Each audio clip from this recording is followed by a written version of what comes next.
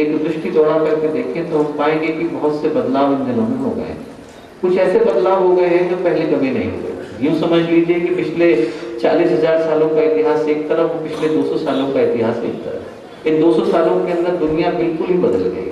Electricity से लेकर, science और टेक्नोलॉजी से लेकर न जाने कहाँ कहाँ पर इंसान पहुँच गया है। उन सारी जगहों पर पहुँच गया है जहाँ पहुँचने में इंसान को वर्षों लगे। और इसमें जो परिवर्तन आए हैं इन दिनों में, जो बदलाव निकल करके आए हैं, इनमें से कुछ बदलाव तो ऐसे हैं जिनको हम लोग शुभ कह सकते हैं, सकारात्मक कह सकते हैं, अच्छा कह सकते हैं, मानवीय प्रगति के लिए आवश्यक कह सकते हैं, उन्नति के लिए उसको जरूरी मान सकते हैं। जैसे संचार की क्रांति, यातायात की क्रांति, सूचनाओं की क्रांति। यातायात की क्रांति को ले लीजिए। आज से 100 वर्ष पहले आदमी अपने घर से निकला करता था तो बैलगाड़ियों से, घोड़ा गाड़ियों से जाया करता था। लोग तीर्थ यात्रा को निकलते थे तो पूरा का पूरा गांव विदा करने के लिए आता था। व्यक्ति खुद अपना श्राद्ध करके निकलता था कि भगवान जाने दोबारा आ भी पाऊंगा कि नहीं आ पाऊंगा। और आज की तारीख में आदमी एक स्थान से निकलता है, दुनिया का पूरा चक्कर लगा करके 7 दिन के अंदर वापस आ जाता है, तो उसको कोई चमत्कार की दृष्टि से नहीं देखता। एक सामान्य सी घटना हो गई, दुनिया सिमट करके रह गई। यातायात की क्रांति के कारण सुविधा भी हुई है और आदमी का संरक्षण भी बढ़ा है, उसकी सुरक्षा भी बढ़ी। पहले के समय में भूकंप आते थे, जान माल की हानि होती थी, तो वहां तक मदद को पहुंचाना, वहां तक सहायता को पहुंचाना सहजता के साथ संभव नहीं। अभी भुज में आ जाए तो उड़ीसा से सामान को वहां पहुंचाने में 2 सेकंड का समय लगता है, हेलीकॉप्टर पहुंच जाते हैं, सारी की सारी चीजें पहुंच जाती हैं। 10 दिन के अंदर पूरा का पूरा शहर, उसकी सारी व्यवस्था बन जाती है। यातायात की क्रांति हुई तो जिंदगी सुरक्षित भी हुई है, सुविधाजनक भी हुई है। फिर संचार की क्रांति हुई तो जिन संदेशों को पहुंचाने में हम लोगों को महीनों लगा करते थे, चिट्ठी आदमी भेजता था और उनके उत्तर की प्रतीक्षा करता था। उससे पहले तो कबूतरों का जमाना था, लोग घोड़ों पे अपने सामान को भेजा करते थे। और फिर आज की तारीख में आप मैसेज भेजिए, 2 सेकंड में दुनिया के किसी भी कोने में डिलीवर हो जाता है। वैज्ञानिक तो आज की तारीख में इतना श्योर है कि यदि हम लोग चंद्रमा पर कॉलोनी बसा लें तो यहाँ से चंद्रमा पर संदेश को पहुंचाने में उतना ही समय लगेगा जितना यहाँ से अमेरिका को पहुंचाने में लगता है। तो संदेश सिमट गए।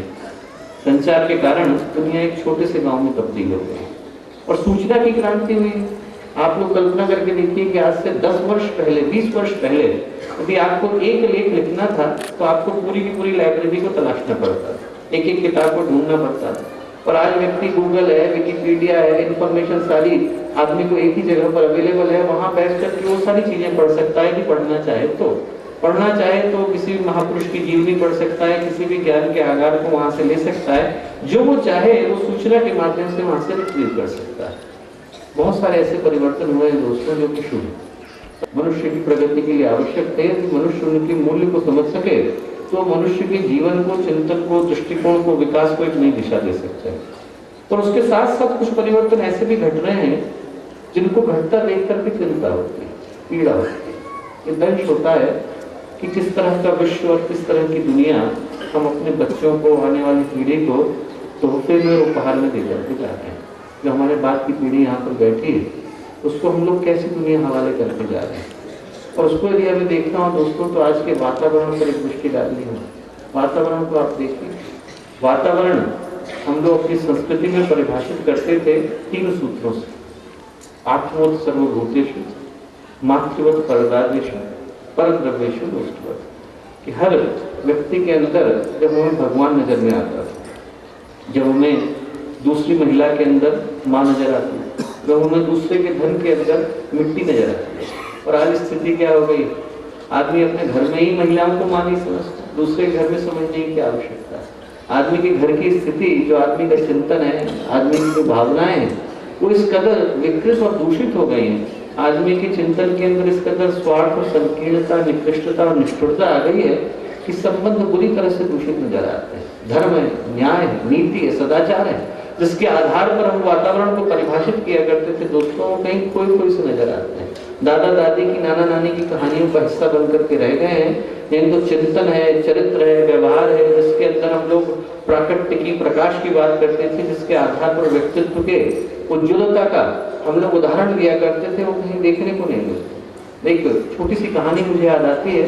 जब कलयुग का अंत होने को हो रहा था और कली धीरे धीरे दस्तक दे रहा था, धर्मराज युधिष्ठिर भारत में सिंहासन पर आसीन हो चुके थे। तो अर्जुन जो है अपने राज्य का हाल देखने के लिए निकले। राज्य का हाल देखने के लिए निकले तो उन्होंने देखा कि एक छोटे से खेत के अंदर एक व्यक्ति जमीन पर पड़े हुए अन्न को बीन बीन करके खा रहा है।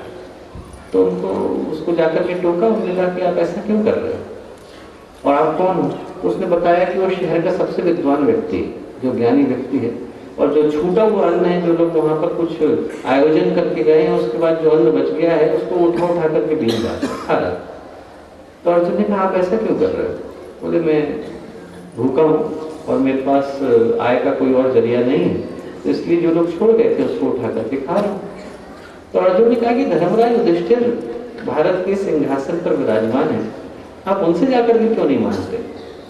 जैसे ही उन्होंने ये निवेदन उस व्यक्ति से किया अर्जुन ने, वो आदमी फूट फूट करके रोने लगा। उत्तर कुछ नहीं दिया, फूट फूट करके रोने लगा। अर्जुन को बड़ा आश्चर्य हुआ कि कम से कम उत्तर तो देता, रोया क्यों?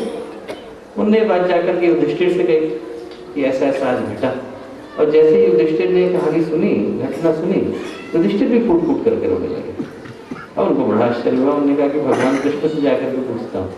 भगवान कृष्ण के पास गया, जैसे ही भगवान कृष्ण को उन्होंने सारा विवरण सुनाया तो भगवान कृष्ण भी फूट फूट के रोने लगे।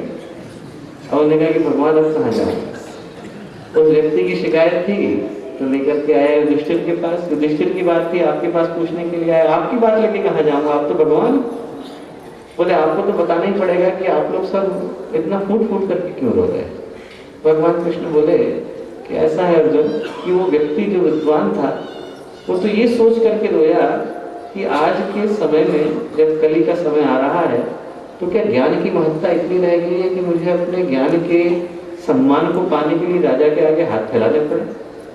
बोले उसके मन में अपने विद्या का इतना आत्मस्वाभिमान था कि उसे लगा कि आज के समय में क्या विद्या की इतनी ही कीमत रह गई है कि मुझे राजा के आगे जाकर के हाथ फैलाने पड़ेंगे। बोले युधिष्ठिर ये सोच करके रोए कि मैं कैसा राजा हूँ जिसे अपनी प्रजा की पीड़ा का पता नहीं। कोई तीसरा व्यक्ति आकर के बता रहा है कि आपके राज्य में जो राज्य का सबसे बड़ा विद्वान है उसे जमीन से अन्न को बीन बीन करके खाना पड़ रहा है। बोले मैं कैसा राजा हूँ? बोले ये सोच करके युधिष्ठिर रोए। बोले मैं ये सोच करके रोया कि कम से कम आज का समय ऐसा समय है जब विद्वान को अपनी विद्या के स्वाभिमान का बोध है और बोले राजा को अपने राज धर्म का बोध है। बोले कल को एक ऐसा समय आने वाला है जब न विद्वान को अपनी विद्या का बोध रह जाएगा, उसे बेचने में शर्म नहीं होगी, और न राजा को अपने प्रजा की पीड़ा का बोध रह जाएगा, उसे प्रजा का शोषण करने में शर्म नहीं होगी। बोले मैं उस समय को याद करके रोया कि वो समय धीरे धीरे वातावरण के अंदर वैसे ही विकृति दिखाई पड़ती है जहाँ पर धर्म है, न्याय है, नीति है, सदाचार है, जिन परंपराओं के आधार पर अपना देश परिभाषित हुआ करता था, यहाँ की संस्कृति, यहाँ के संस्कार परिभाषित हुआ करते थे। आज यदि उस विषय में जाकर के आप किसी से बात करो तो लोग उस व्यक्ति को इस दृष्टि से देखेंगे कि व्यक्ति पागल है क्या? आज के समय में ईमानदारी की बातें कौन करता है? कोई प्रैक्टिकल नहीं है सर। आज के समय में ईमानदारी की बात कोई नहीं करता। लोग उसको इस तरीके से देखते हैं कि जैसे वो व्यक्ति मध्य युग से निकल करके आ गया है, कहीं पिछली किताबों में से निकल करके आ गया है कि आज के समय में, आज के वातावरण में धर्म न्याय नीति की बात कोई नहीं करता। वातावरण विकृत हो गया है। वातावरण की विकृति के पीछे का कारण ये है दोस्तों कि आदमी के चिंतन के अंदर स्वार्थ आ गया है। यदि स्वार्थ सिर्फ मानवीय संबंधों तक रहता तो समझ में आता, पर इस स्वार्थ ने धीरे धीरे अपनी परिधि को बढ़ाया और प्रकृति और परमेश्वर को अपनी चपेट में ले लिया। और उसके कारण क्या है कि प्रकृति हमसे क्रुद्ध बैठी। आप देखो, हम लोग उस क्षेत्र में थे जहाँ पर भारत की आधे से ज्यादा जो भिंडी है और आलू है उगाया जाता है। जितना पिज्जा हट है, डोमिनोज है, इन सब का आलू उसी स्थान से आता है। तो मैं उनसे बात कर रहा था, जो किसान है, अपने घर के परिवार के अच्छे कार्यकर्ता है। मैंने उनसे पूछा, मैंने कहा कि आप लोगों को क्या दिक्कत होती है? बोले भाई साहब आजकल तो बहुत ज्यादा दिक्कत होती है। मैंने कहा क्यों? बोले भाई साहब भारत में 70% किसान थे, आज की तारीख में 40% रह गए। अब बोले जो नेक्स्ट जनरेशन है इनमें से कोई किसानी के क्षेत्र में नहीं आना चाहता। उधर भारत की जनसंख्या बढ़ती जा रही है तो लोगों की डिमांड बढ़ती जा रही है, और लोगों की डिमांड बढ़ने के साथ साथ लोगों के शौक बदलते जा रहे हैं। पहले आदमी मौसम के अनुसार सब्जियों को लेता था, भाई मौसम आएगा तब सब्जियां आएगी। अब जब से सुपरमार्केट आ गए तब से आदमी के मन में शौक आ गया कि हमें भिंडी आज खानी है तो आज खानी। वो जाकर के बिग बाजार में बोलते हैं कि साहब भिंडी खानी है, बिग बाजार वाला उनको फोन करता है कि आप भिंडी तुरंत बना करके भेजो। अब आदमी रातों रात भिंडी कहाँ से बना करके भेजेगा? वो इंजेक्शन लगाता है जमीन के अंदर और भिंडी को उगाता है। बोले साल में हम 4-4, 6-6 फसलें इंजेक्शन लगा लगा करके उगाते हैं। तो जो भिंडी आपकी टेबल पे रखी है दोस्तों, केमिकल रखा हुआ है। जो आपके सामने अदरक रखा हुआ है वो एसिड डाल करके रखा हुआ है। जो चावल लगा हुआ है वो पेंट लगा करके रखा हुआ है। तो आदमी, प्रकृति इस खेल के साथ इंसान से क्रुद्ध हो जाती है। हम लोग कभी प्रकृति को कहते थे, पृथ्वी को कहते थे कि समुद्र वसने देवी पर्वत स्थल मंडल विष्णु पत्नी नमस्तुभ्यम पाद स्पर्शम समक्षमे, कि बिस्तर से उतरने से पहले पृथ्वी को प्रणाम करते थे कि आप भगवान विष्णु की पत्नी हैं, आप पर्वतों को, समुद्र को अपने ऊपर धारण करती हैं, आपके ऊपर पैर रखने जा रहा हूँ, आपसे क्षमा मांग रहा हूँ। क्षमा मांग करके हम धरती के ऊपर कदम रखते हैं। और आज की तारीख में आप कल्पना करके देखो कि यदि हम लोग इंजेक्शन लगा लगा करके धरती से अन्न को उपजाएंगे, माता की छाती में इंजेक्शन लगा लगा करके दूध को पैदा करेंगे और उस दूध को लोगों को देंगे, तो क्या हालत है? प्रकृति हमसे क्रुद्ध हो गई। इस स्वार्थ के व्यवहार के कारण धरती, प्रकृति, पर्यावरण हमसे क्रुद्ध है दोस्तों। इसके कारण पर्यावरण की मौज आ गई। जब मन करता है तो बारिश होती है, जब मन करता है तो सूखा पड़ता है। कहीं पर अर्थक्वेक आ रहे हैं, कहीं पर ज्वालामुखी फूट रहा है। जहाँ पर कभी बारिश नहीं हुई वहाँ पर बाढ़ आ रही है, जहाँ पर बारिश हुआ करती थी वहाँ पर सूखा पड़ा हुआ है। मौसम बदलते जाए। सुबह में हरिद्वार में था, वहाँ का टेम्परेचर 3 डिग्री था और अभी मैं यहाँ पर आया हूँ, एकदम गर्मी पड़ रही है। आदमी, ये पूरी तरह से मौसम बदलते जा रहे हैं दोस्तों। पर्यावरण मनुष्य से क्रुद्ध नजर आता है। और इसके साथ साथ जो परिवेश जिससे हम लोग अपनी पारिवारिक, राष्ट्रीय परिस्थितियों को परिभाषित करते थे, वहाँ पर आपको क्या दिखाई पड़ता है? वहाँ पर तनाव दिखाई पड़ता है, शंका, आशंका, कुशंकाएं दिखाई पड़ती हैं। देश देश को शक की निगाह से देख रहा है, समुदाय समुदाय को शक की निगाह से देख रहा है। हर व्यक्ति के मन में एक कुरुक्षेत्र सजा हुआ है और घर के अंदर महाभारत शुरू हो गई। परिवारों के अंदर विग्रह का वातावरण है, एक दूसरे के प्रति क्लेश है, कलेश है।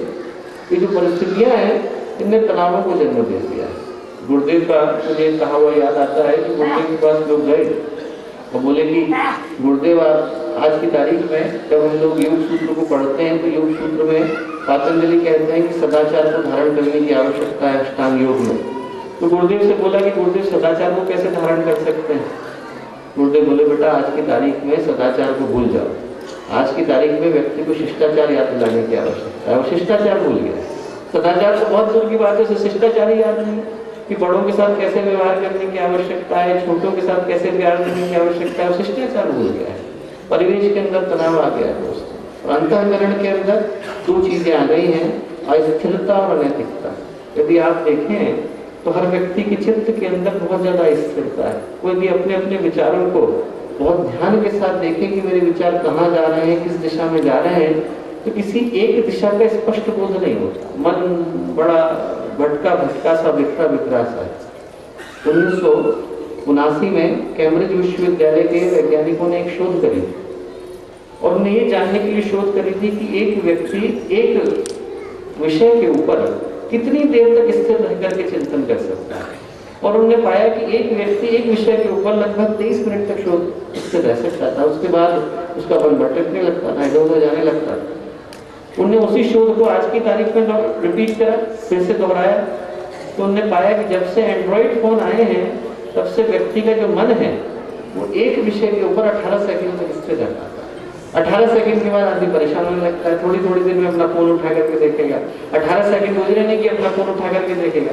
ऐसा नहीं कि कोई बहुत महत्वपूर्ण संदेश उसके अंदर आ रहा है, ऐसा नहीं कि कोई बहुत महत्वपूर्ण जानकारी आ रही है, ऐसा नहीं कि हम भारत के प्रधानमंत्री बन गए हैं और हमें न्यूक्लियर स्ट्राइक के ऊपर भी डिसीजन लेने की आवश्यकता है, पर उसमें निरंतर मैसेज आने में लगे हुए, निरंतर संदेश आने में लगे हुए और आदमी भटा हुआ है, बिखरा हुआ है, इधर उधर से नोटिफिकेशन आ रहे हैं, 40-40 एप्लीकेशन आदमी की फोन में डली हुई है, वो निरंतर उसको इंफॉर्मेशन के साथ बॉम्बार्ड कर रही है और उसका मन एक जगह पर स्थिर नहीं रह पाता। स्थिर होकर के व्यक्ति सोच पाने की स्थिति में नहीं।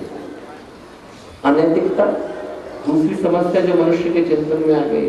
आप देखो आज की तारीख में जैसी घटनाएं घट रही हैं कि 4-4 साल के बच्चे को लोग स्कूल में मार रहे हैं। और अभी कल की जो घटना है हिसार के अंदर जो घटी कि बच्ची जिसके साथ शादी करी, माता पिता को मंजूर नहीं था तो पिता ने, भाई ने और बाकी के चाचा लोगों ने उसके साथ कुकृत्य कर डाला। कहाँ की दुनिया में हम लोग रह रहे हैं? कहाँ की दुनिया में हम लोग आकर के रह गए हैं जहाँ पर बच्ची अपने घर के अंदर सुरक्षित नहीं।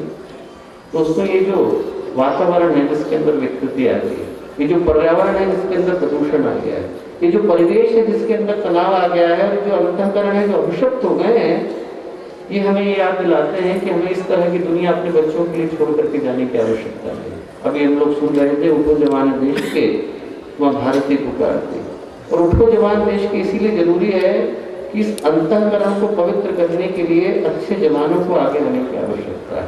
ये जो अंतःकरण के अंदर तनाव आ गया है, उसके अंदर अभिशाप आकर के बैठ गया है, उसके अंदर विकृति, उसके अंदर प्रदूषण, उसके अंदर इस तरह का चिंतन आकर के बैठ गया है कि जिस तरह की चिंतन के आधार पर व्यक्ति अपना भी नाश करेगा और पूरे समुदाय को, पूरे समाज को, पूरे राष्ट्र को, पूरी संस्कृति को नष्ट करके जाएगा, उसको बदलने की आवश्यकता है। और इसके पीछे का एक कारण है दोस्तों, इसके पीछे का कारण यह है कि आज हर व्यक्ति जायदाद बनाने के लिए मेहनत करता नजर आता है, विरासत बनाने के लिए मेहनत करता नजर नहीं आता। आप देखो दो तरह के शब्द हम लोग हिंदी में प्रयोग करते हैं, जायदाद और विरासत। जायदाद वो है जो बोल नहीं सकते, घर है, जेवर है, मकान है, पैसा है, ये बोल नहीं सकते, इस हाथ में रख दो उस हाथ में रख दो, फर्क नहीं पड़ता। एक घर था वो पता नहीं कितने 20 हाथों से निकल जाता है, और वो कभी कंप्लेन नहीं करता कि साहब इनके थे, इनके पास चले गए।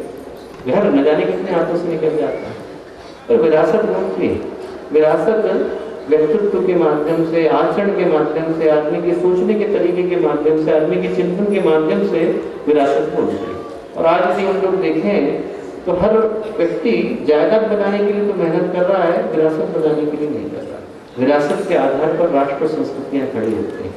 एक छोटी सी कथा मुझे याद आती है ईरान के शाह की।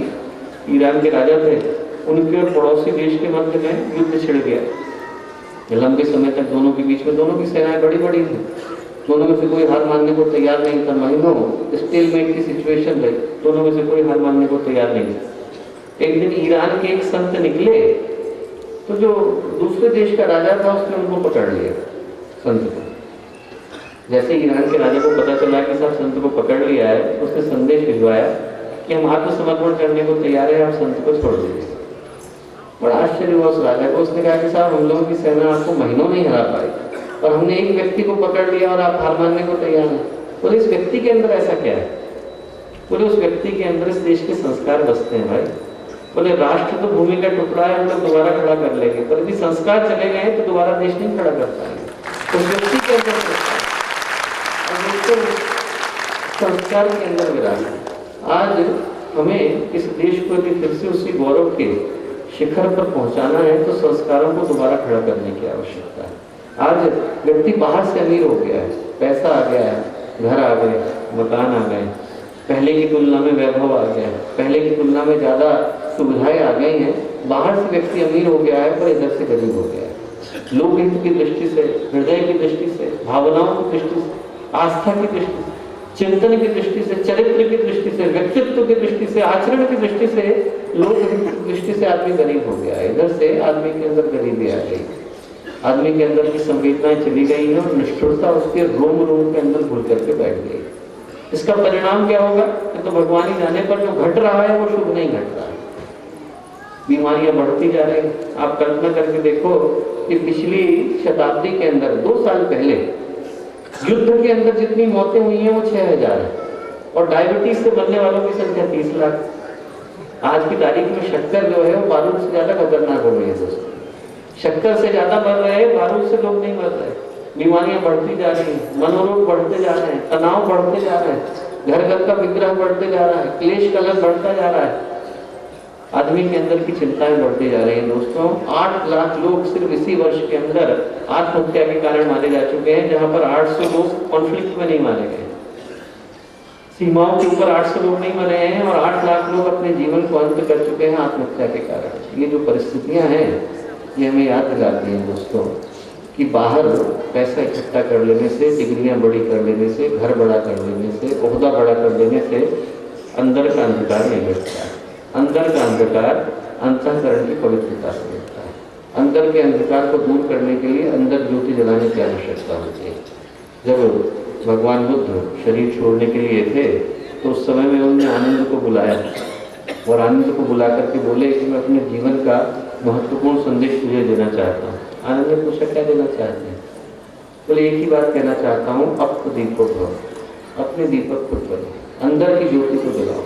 बाहर कहीं प्रकाश की तलाश करने की आवश्यकता नहीं है, अपने व्यक्तित्व के अंदर गहराई में उतर कर प्रकाश को तलाश करने की आवश्यकता है। और दोस्तों, यदि अंदर ज्योति जलती है तो आदमी बाहर प्रकाश दे पाने की स्थिति में होता है।